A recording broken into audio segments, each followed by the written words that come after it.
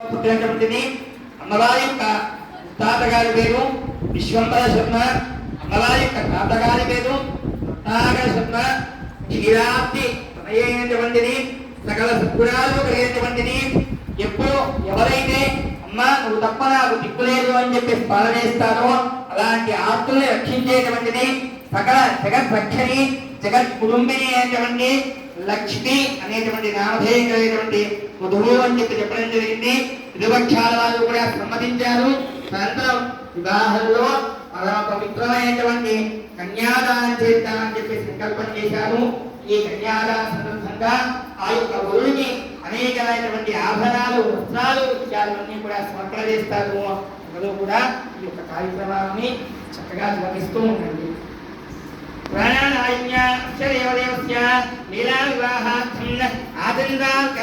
అనేక కోటి సులభవనాంతన్న నిత్యానంద